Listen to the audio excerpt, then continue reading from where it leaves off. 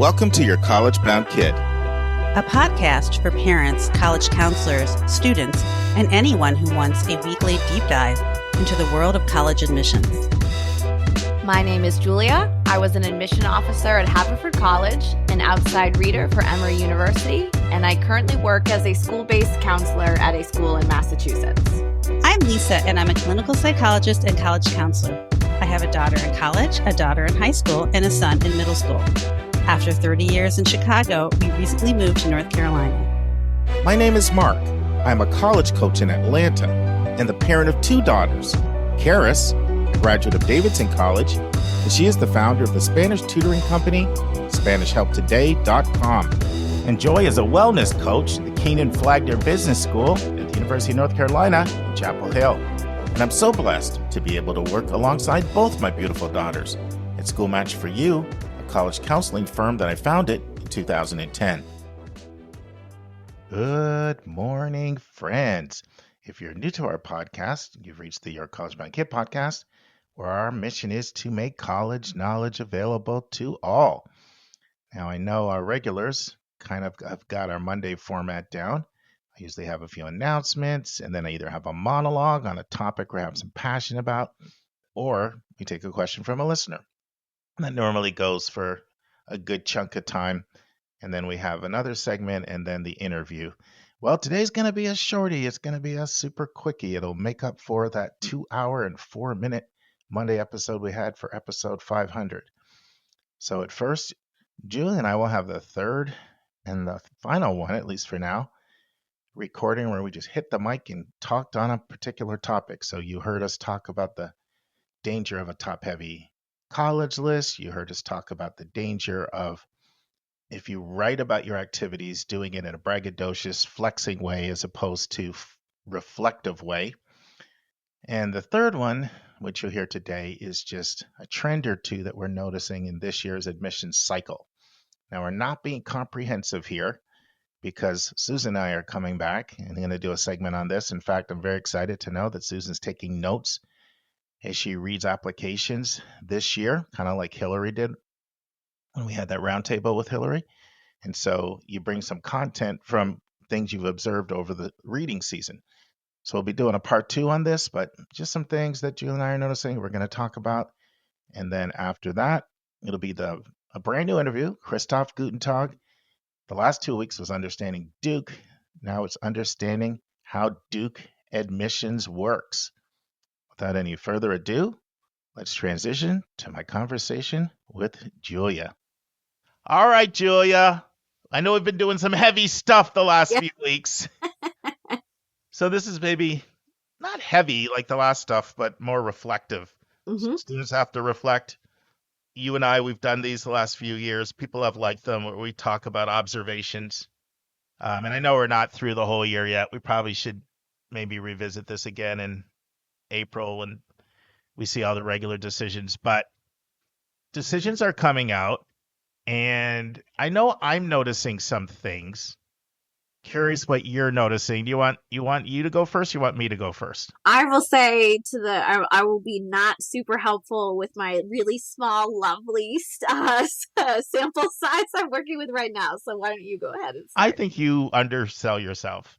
So, because the reason why is all the things that I'm thinking of are things I know you and I have talked about. Mm. So the biggest things that I'm noticing this year are, you've heard us talk about it a million times, right? The birth, dearth, enrollment cliff, enrollment being down, all this stuff is putting so much pressure on colleges to enroll students that I'm seeing a higher level of aggression when it comes to recruiting tactics, yield tactics. Totally. And then I would also say, in some cases, a higher level of creativity. Like a lot of them are doing these really outside the box ways to lock kids in. Yeah. But that's the single biggest thing I see is the extent to which schools are going to get commitments from kids and to lock them in sometimes creative ways where I'm like, I'm impressed, that you came up with something like that.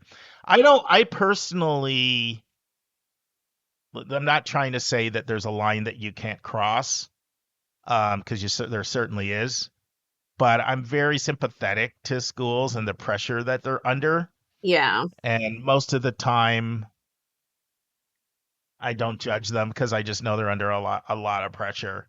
Whether it's the pressure to have a full school, which I was having a conversation with a VP of enrollment, and he was like, "Do you have any idea how much pressure this job is?" Like, I know. I go to bed. No, I thank go you. to bed feeling like the salaries of like hundreds of people are dependent. Right. And he was almost like what you said in the last episode, Julie, where like sometimes you wonder, is it all worth it? Like he was I telling know. me, like sometimes I wonder if it's all worth it. Like, Oh, I would never want that job. Kudos to all of y'all that do that, but I would never want that. So I'm not as critical of the schools when they do certain things. I don't always like them because they don't always land that well with my families. No. But I certainly know the pressure they're under. So there could be that pressure, and then it can also just be the pressure. It may not be, maybe it's not a full school, and whether we're gonna lay off people, but it's just the pressure of course you're gonna be full because you're at a different level of selectivity, but the powers that be are expecting to see the class look better than the class before. Right. By all the metrics that they're tracking, and that's going to be extraordinarily hard to do. Either way, there's a lot of pressure. So that's really my main thing that I'm seeing. Now it takes itself, and we can give several examples. Actually, why don't you can give an example of, so I say, I know that you have more to contribute. You're always soft selling yourself over there.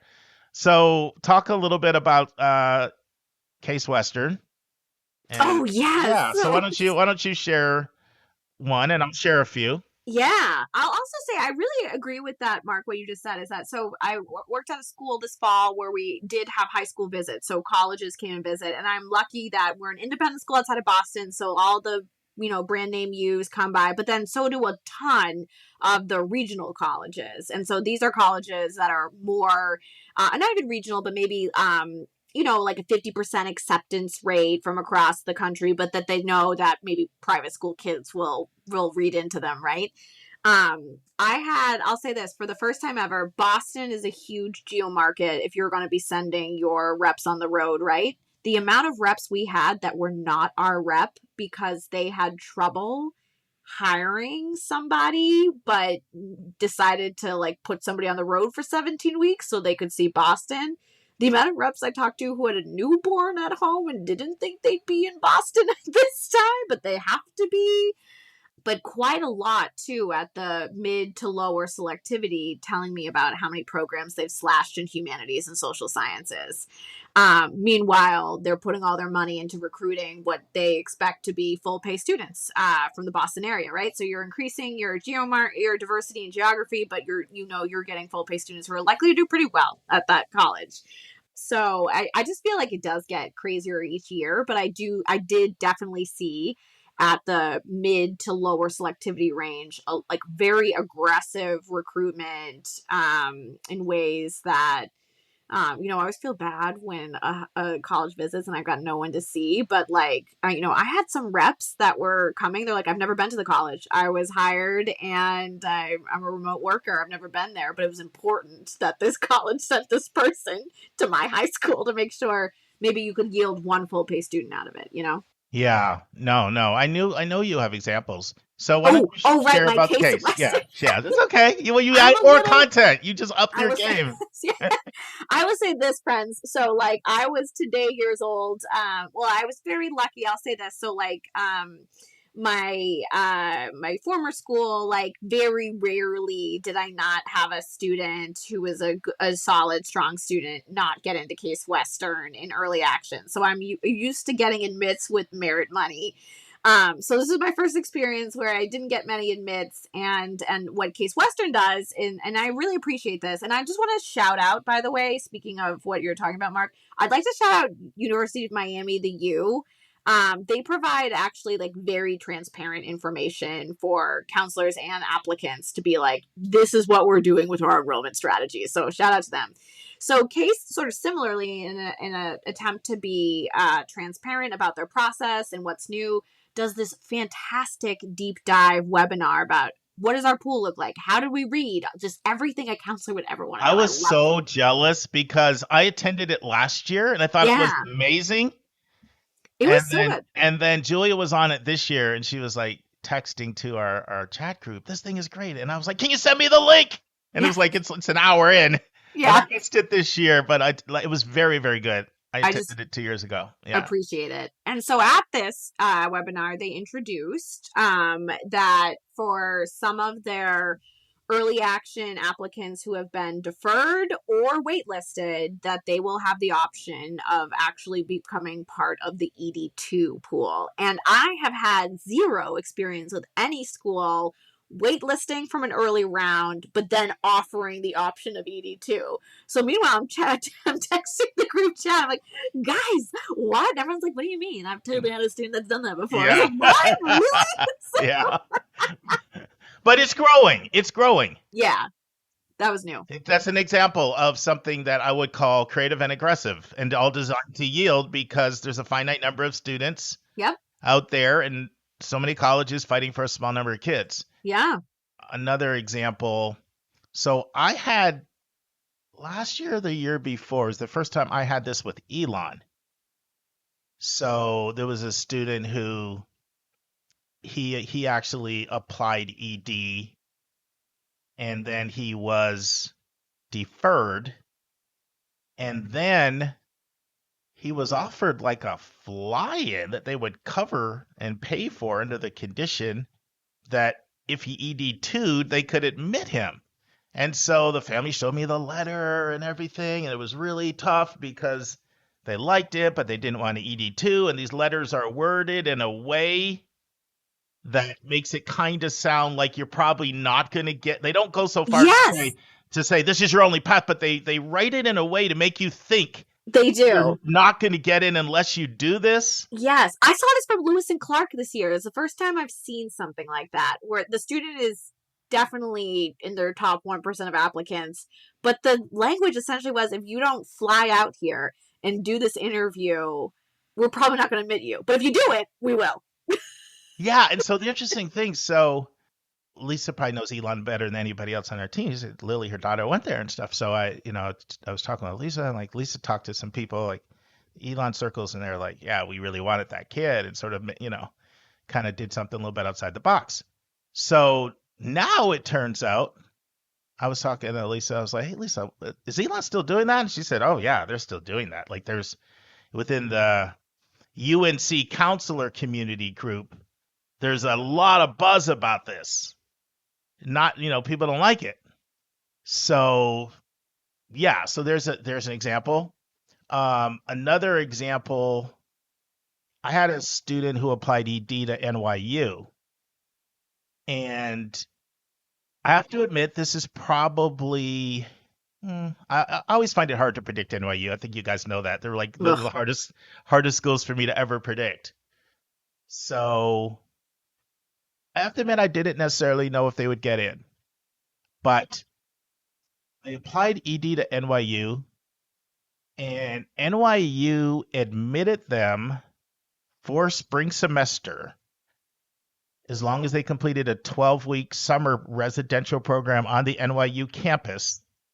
And then they did something that I thought was very fair. They said, because we're offering you a spring spot and not a fall spot, we are releasing you from the binding nature of our decision, but we hope that you will come. Which I thought was good. And they got the student. So like that was a combination of sort of aggressive creativity. Another thing with creativity, I've certainly seen the rise of people sort of patterning themselves after the Northeastern University model. Yeah. Where people are, what's the name of the group that does study abroad for a semester and you get Verto. Yeah. Partnering with Verto. Schools partnering with Verto, where you go overseas for some experience. And Verto has a good business model because they've structured it in a way where when you come back, you're not behind. You still graduate on time with your class. I will say, if you have the money for it, like all of my students who have done it, I've had a ton of students do it, y'all. Not a ton, but like more than I would expect. And no one regrets it. They really enjoy their experience, and then they get to go where they want to go right after. Yeah, I actually want to interview them on the podcast because I'm fascinated by some of the stuff that they're doing, and I see their partnerships are growing. Yes. And and I'm seeing it, William and Mary, a bunch of schools, Seville, these different places. A lot of schools are doing that. But that's an example of sort of creativity, because from a school standpoint, what they're actually saying is, you're not strong enough for us to get one of our precious spots in the fall. Right. But we may need you later. Yeah. We want to find a way of keeping you in our fold so that we can still get you. Yeah. And not include you in our stats. Yeah, and not include you in our stats. Yeah. So here's a super creative idea that Heath Einstein, one of our favorite people, is doing in admissions. Julia, they, instead of sending denials out, they send a video out with Heath and the transfer coordinator. And it says, we don't want you to think of this as a no. We want you to think of a not now. And they walk people through the transfer path. Yeah. Almost in place of a denial. It's a whole video on how transferring works and how many transfers they take and this, that, the other. And it's the most creative, and I kind of like it because it takes the edge off of the sting. Totally. And it keeps people in the pipeline. Yeah. And, he talked about this because I attended a session you did at NACAC. And then Jennifer is someone who works for me out of Wisconsin. And her son is at TCU. And she actually went and got the video and sent it to me. So I watched it. And I was like, this is good. Yeah. This is good. Like, that's another example of like that creativity slash aggression. Yeah. All designed to help yield. Mm-hmm. And bring in more apps. So yeah. The enrollment manager win-win situation. Yeah, exactly. Now, this was not this year, but it was a few years ago, but it was fascinating. It was kind of along the topic we were talking about. I had a student who got a letter from Rhodes, and I love the transparency. So this is a student for whom Rhodes would have been a probable. Pretty strong student, kind of would have been a really good catch for Rhodes. And she got a letter that said, we're not admitting you right now, but it's not because we're not interested in you. It's because we're not sure if you're interested in us. And if we have miscalculated, then let us know and we can see if we can reverse the. It's like I see this combination of creativity, aggression, all this. I give them credit for transparency, and quite honestly, they read the tea leaves right, because she really wanted to go to U-Richmond, which is where she is right now. But Rhodes was a very good school if she didn't get into U-Richmond, and they kind of read it right. Like, we don't think we're going to yield you. Right. So we don't want to blow up our admit rate over someone that's not coming. But we also don't want to lose you if we've miscalculated. Yep. I know. And funds, like, while these are still selective, some uber selective places are doing this as well. Like, it just looks less markety. Like, so people are like Chicago, Colby, they have aggressive yield protection policies. It's just that maybe they've established a name for themselves so well with those policies that they don't need to sort of do this reach out like other schools. Because, Julie and I, we were talking about this the other day. Another thing that just absolutely grinds our gears is when one of the most selective schools in the country sends direct mail to something that is totally out of their profile. Yeah. To me, that's the naivete of college admission offices is that behavior. You mean not knowing the impact it has? Not understanding the impact it has on students. Yeah. So here's the thing with that, though, Julia. I go back and forth with saying, is that naive? Or did they just not care? Because okay, so at best, it's naive. At best. Because I think you're right. They don't care. I think you're right. Well, I don't think they understand the full impact. Like they're not like you and I, where we've been with people in the counseling room, like we talked about a few weeks ago, and seen the emotional distraught. Yeah. So they're not even that they haven't experienced that personally. Right. Right. But I've talked to these schools about this, and I know thousands of other people have talked to them about this. Yeah. And like their argument is, okay, so let's say we're a school that has like average SAT scores in the mid 1500s, like uber selective, and we send something to someone who gets a 1350, who says they have a 3.8, like, they'll say stuff like, we do see some kids that have big spikes, and there's always a small percentage of people that take off, and you know what I mean? And it could be a lot of other things, like it's a unique area geographically, or it's an undersubscribed major for us, so we're going to take a little bit more out of but it's still, you and I see it at a level that's just so far out of profile. It's just not justifiable to me. Right. No, you're from the same data set. You can mine their zip code and decide if it makes sense if it makes sense that person's going to find you without you sending them mail or emails. Don't send it. Don't send it. You and I both attended Harvard Seek. I don't think it's around anymore. No. I know you're not a fan. I actually had a good time there. It was especially for like you can do a lot of like lunches and breakfasts with a lot of, people like Rod. But I attended a session there by Rick Shaw, Stanford's head of their admissions, and he put on a presentation on student search and how to use student search. If some of this talk about student search, or search as it is often affectionately called, was hard to follow, I encourage you to Google 2 different episodes where we focused on search. If you just put YCBK 25, why am I getting so much mail from colleges, into your browser, it'll pull right up. Or you could also put in episode 289, YCBK 289, and put in student search, a point counterpoint, for 2 more deep dives into the topic of student search. And he talked about how, Stanford's so, they don't need more comp sci, and they don't need more engineering and more pre-med. So they like go out. They almost exclusively do their buys to target humanities and stuff, right?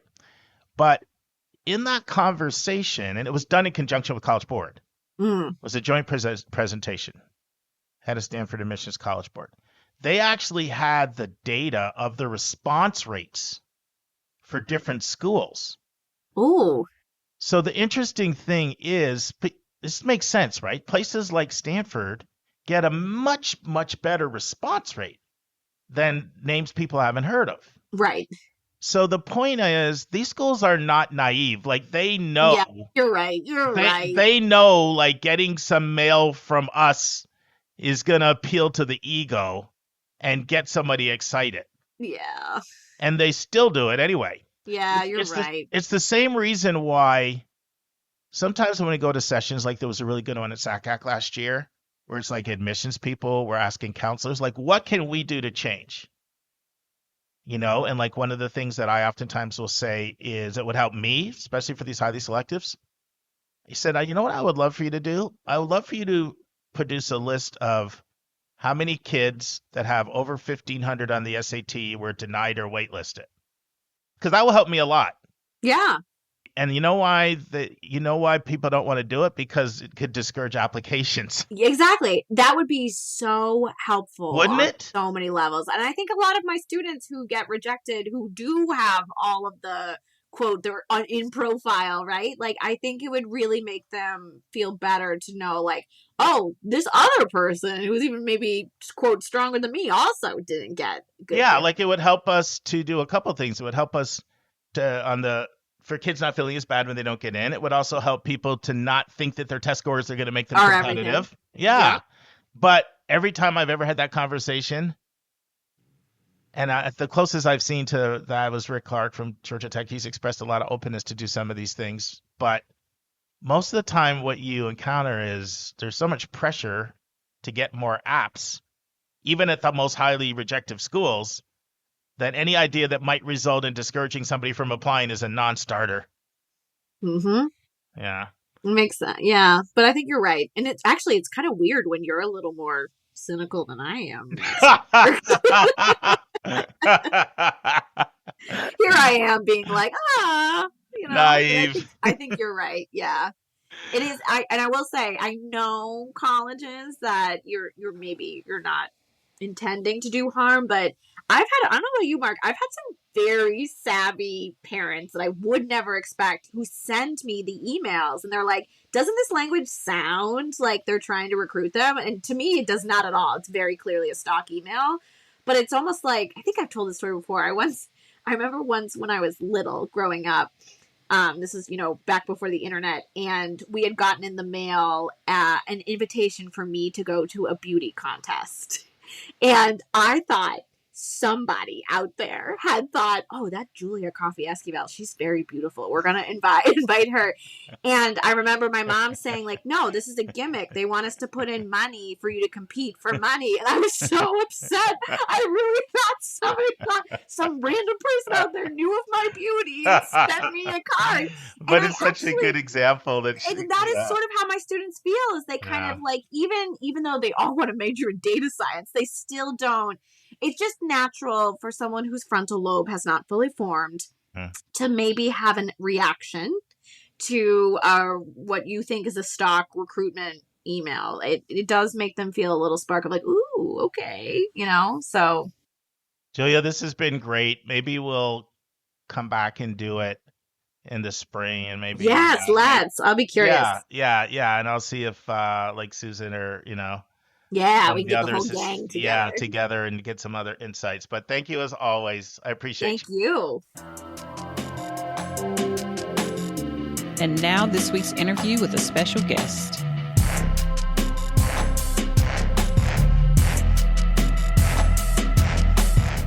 Friends, Christoph Guttentag is back for a whole completely different interview. And to be honest, this is my favorite of the two. It's understanding how Duke makes admissions decisions, and it's a three-parter. So in part one, Christoph discusses how the admission file reading process works at Duke. Christoph answers the question, if Duke allows one admission officer to auto-deny a student without any other admission officers reading the file, does that open up the door for the biases of that one reader to have too much influence on admissions decisions? Christoph answers the question, what percentage of students are academically qualified that apply to Duke? And he also answers the question, has this number gone down now that they are in a test optional application environment?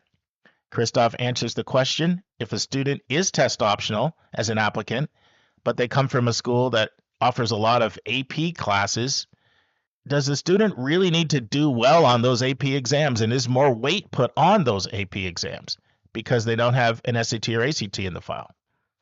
Christoph unpacks the difference between being a competitive applicant versus being a compelling applicant, and Christoph shares the personal qualities that Duke looks for in an applicant. You're not going to want to miss this segment. Of all the segments in the two interviews with Christoph, this one may be my favorite. Listen and enjoy. Well, that's a perfect segue. Let's transition to phase two, which is our Duke admissions, something you know very well. I've heard you say that the Duke approach to file reading, and correct me if I get this wrong, but you start out with the territory manager, they do the first read, and then they decide if that applicant is more competitive. About 50% of them will go on and get a couple more reads, usually one by an external reader and then maybe another regional rep. So a couple questions. One, did I get that process correct? Then yes, you did. You did, and I'll add to. First of all, that is correct. I'll add to it that the next step to being admitted involves yet another person. Whether it's often the admissions committee. So an application that where the student is admitted has been looked at least 4 different times. But yes, that said, the way you describe that is correct. That's accurate. Yeah, there's some who would push back and say, you're giving one rep the ability to auto-deny. How do you avoid their individual reader biases having too much power in the process? But I want to just throw that out there and see how you'd respond to that. It's a completely legitimate question, and I think that we do we do extensive training at the beginning of every cycle to give people guidelines on on what kind of applications should be moved forward, what kind of applications can we can conclude with a single read. So we give people guidelines, we give them flexibility, but there are limitations to what a person can do. Obviously, nobody can just admit a person on their Sure, own. sure. And with new admissions officers, um, for the first year, there are there are experienced admissions officers that work with them. In fact, at the beginning of the cycle, side by side. I mean, they will together be reading applications and going through the process and understanding, um, how do we identify someone who's more competitive? How do I identify someone who's less competitive? There's a lot of training that goes on at the beginning of every year in terms of what we're looking for, how to read an application, what's the difference between a competitive application and a compelling application, all of those things. Um, we do, you know, people have a significant amount of responsibility. I'm comfortable, given what I know about the process at Duke and at other places, I'm comfortable with our approach, but we're always thinking about and we're always wondering, is there a way to do it better? What percentage of applicants would you say, Christoph, are just academically competitive versus not? Not that they're compelling and not that they're, Understood. Yeah. just academically competitive. And has that number gone down a bit in the test optional world where people feel, Oh, oh, that's such a good question. That's such a good question. I think 80 to 85% of our applicants can do the work at Duke, that are completely qualified. We could admit them. They could come to Duke. They would graduate in 4 years. They would have the kind of academic experience that most students do. That is it's a luxury and a burden, right? It's a burden because sure, because there's students we are not admitting. The majority of students who we don't admit are entirely capable of having a great Duke experience. So that's a burden, and it's an opportunity for us to to create a student body that has all kinds of interesting people in it, and where the students love learning from each other and learning from each other's experience. So the overwhelming majority of students are of applicants are capable. I'll tell you, it's an interesting question about being test optional. My experience has been that the overwhelming majority of students who do not submit standardized test scores are still very, very well qualified. I think they are choosing not to submit scores that they think are less competitive scores, but overwhelmingly they are not submitting scores that would that that reflect weakness. So I think it's a choice that students are making not to submit scores. I think the number of times where a student is not submitting a score that would be unusually low, I think that's rare. So I have not had a sense that the test optional environment has brought in a larger percentage of students who aren't competitive. I apologize for that sentence. There were a lot of negatives in that no, sentence, no, and no, it's great. I apologize. No need to apologize. Love nuance, and you're just trying to paint an accurate picture. Yeah. If a student doesn't submit scores, does it put a little more attention on their AP scores if it's a student that's you can see's taken quite a few APs and comes from a school where they have the APs? Yes. I think that I'm always interested in any external information that is available to us that gives us a sense of how well prepared a student is, or how they are how they compare with their peers. And some countries have leaving exams that give you some kind of sense, and certainly AP exams are one of the ways. and you and I both remember the College Board subject tests, Sure. Wasn't that which long were ago. which were another way to get some kind of external assessment of what a student has learned, and how well they and how well they can present that information. None of it is perfect. There's no piece of information that we receive in any situation that's perfect, or that in isolation gives us all the information that we need. It's all in context. But yes, I think that I find AP scores valuable. And I was pretty sure you would say that, and then you're the person to ask because you'll give that honest answer. And I, because I appreciate that, because I know there's sometimes I get some, mambly bambly stuff on that kind of a question, and so I appreciate the transparency. I want to go back to your competitive versus compelling. One of the challenges all of us as counselors face is you're working with a family and a student has been very successful academically, top of their class. And maybe they're not valedictorian, but like I've heard you say before, a lot of your kids are in the top 2 to 3%. I mean, not all, but a lot of them are in the top 2 to 3% of their class, and they're kind of in your profile 1530, 1570, 35 ACT.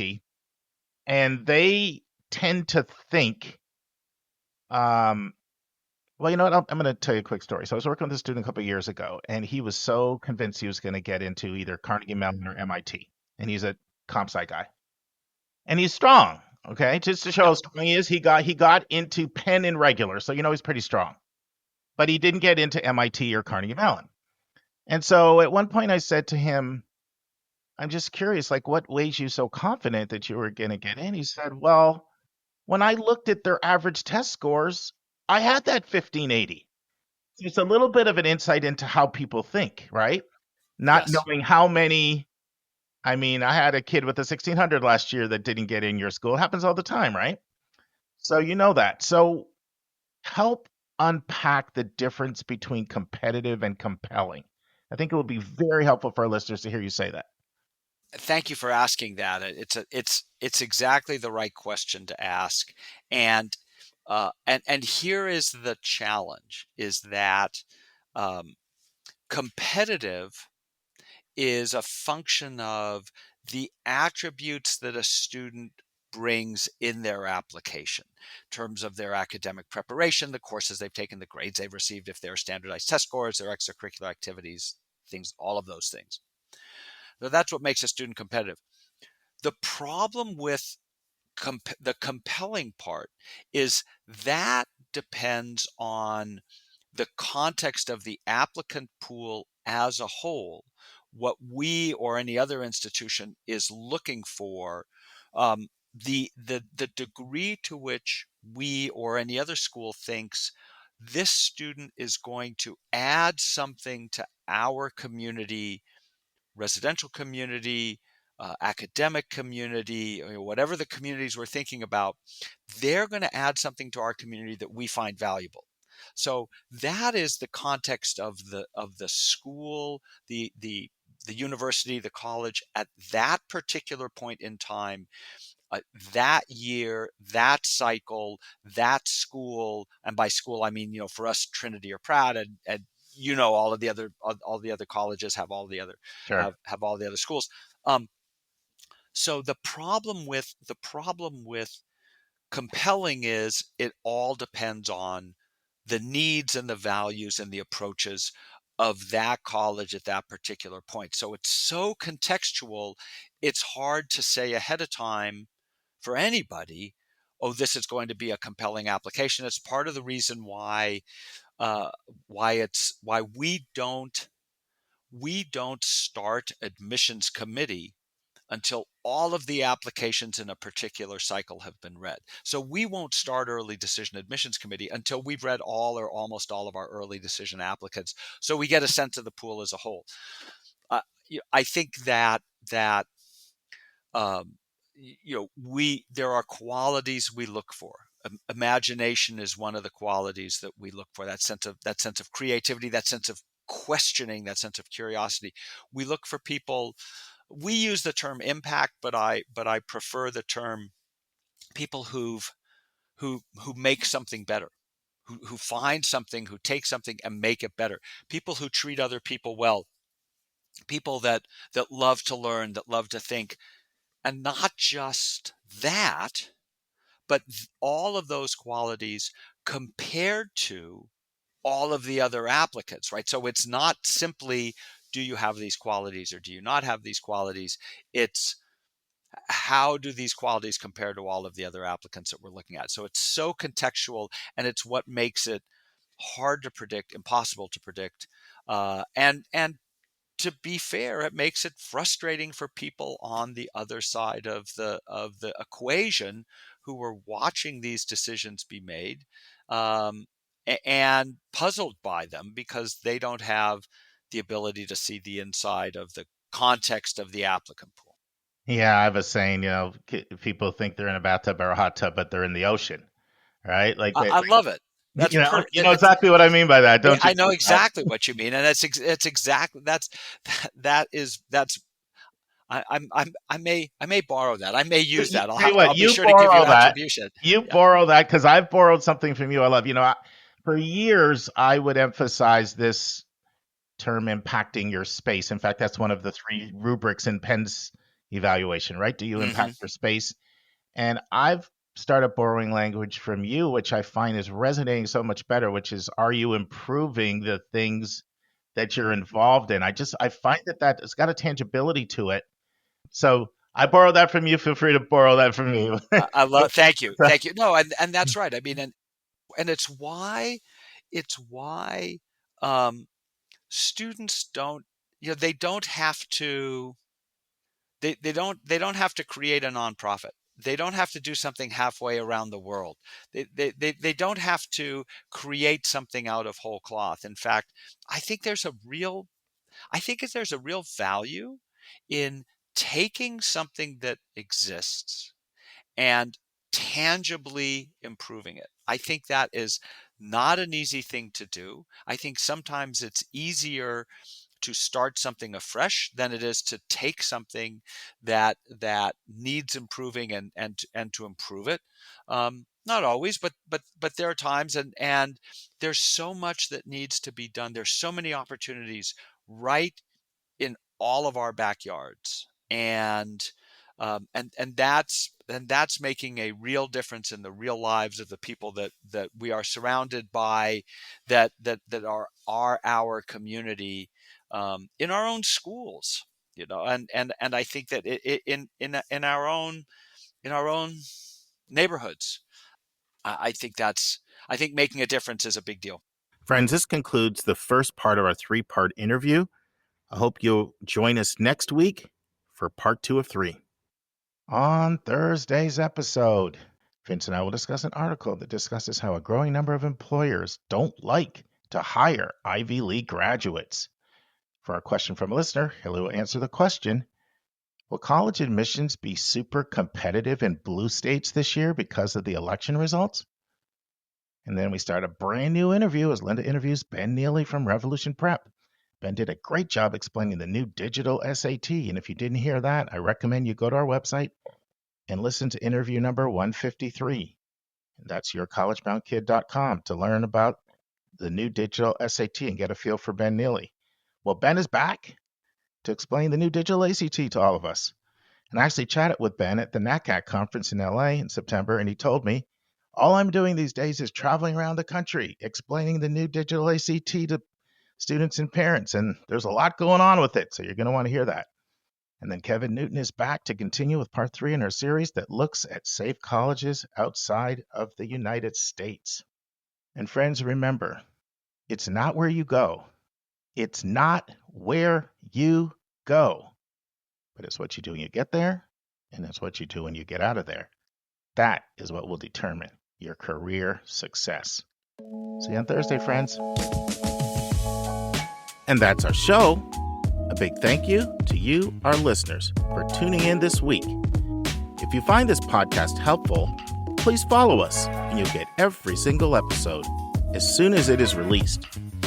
If you're interested, there are a few ways you can really support our podcast.